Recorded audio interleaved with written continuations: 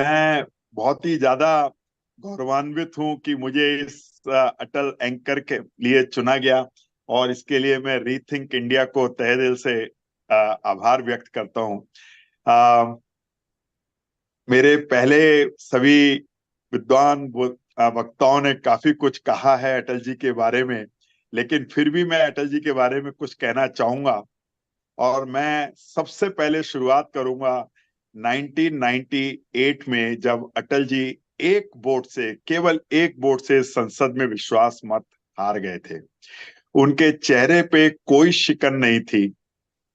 बहुत बड़ी हार थी वो, लेकिन कोई शिकन नहीं थी। और उनके शब्द थे, सभापति महोदय, मैं संसद का ये विश्वास मत स्वीकार करता हूं और अभी यहां से राष्ट्रपति महोदय के पास जाके अपना इस्तीफा देता हूं।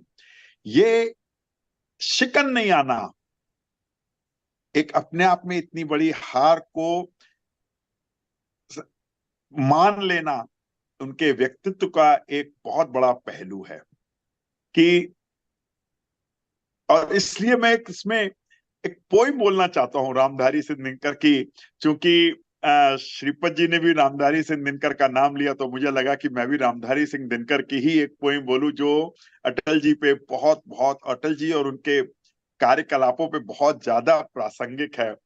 और वो पोइम है वीर। है कौन विघ्न ऐसा जग में, है कौन विघ्न ऐसा जग में, टिक सके वीर नर के मग में।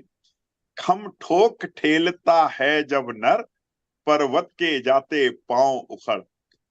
मानव जब जोर लगाता है, पत्थर पानी बन जाता है। गुण बड़े एक से एक प्रखर छिपे हैं मानव के भीतर। मेहंदी में जैसे लाली हो, वर्तिका बीच उजियाली हो। बत्ती जो नहीं जलाता है, रोशनी वह नहीं पाता है। नौ, इन दो चीजों में, एक तो उनकी हिम्मत, जो कि जब जो कहते हैं कि मानव जब जोर लगाता है, पत्थर पानी पड़ जा बन जाता है।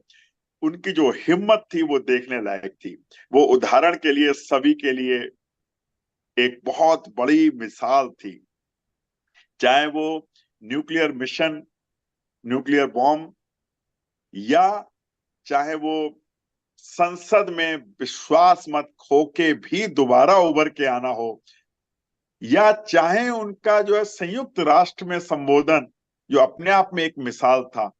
हर चीज में उनकी हिम्मत दूर दूर तक दिखाई देती थी। और मैं तो बहुत सौभाग्यशाली हूं कि मैं खुद उस प्रदेश से आया हूं जो उनकी कर्म भूमि रही है, उत्तर प्रदेश और मध्य प्रदेश। तो इसलिए उनको तो हम बचपन से भी जानते थे, और उनको हमने काफी उनके बारे में सुना है। लखनऊ, कानपुर उनके, ग्वालियर उनके क्षेत्र रहे हैं। और इन सब चीजों को मैंने अच्छी तरह से, बिल्कुल जमीन से देखा है। जो उनकी जमीन पे पकड़ थी, वो बहुत बड़ी पकड़ थी। हर चीज को वो जानते थे, हर चीज को वो परख पाते थे। और उन्होंने ही शुरू किया एक कंप्यूटर और कम्युनिकेशन क्षेत्र में क्रांति का दौर। मालूम था कि आगे की टेक्नोलॉजी केवल कंप्यूटिंग और कम्युनिकेशन से ही आ सकती है। जो सार्वजनिक जीवन में पारदर्शिता को जो लाना है, ट्रांसपेरेंसी जो लाना है, वो इन्हीं तरीकों से हो सकती है। उनको मालूम था कि समाज की बहुत सी बुराइयां टेक्नोलॉजी के थ्रू खत्म की जा सकती हैं। और जो उन्होंने शुरुआत की, उसका फल आज हम देख रहे हैं, हम भुगत रहे हैं। हमें दिखाई देता है कि हम कहाँ थे और कहाँ से कहाँ आ गए। और इसीलिए ये जो दूसरी कविता का जो दूसरा छंद था, बत्ती जो नहीं जलाता है, रोशनी वो नहीं पाता है।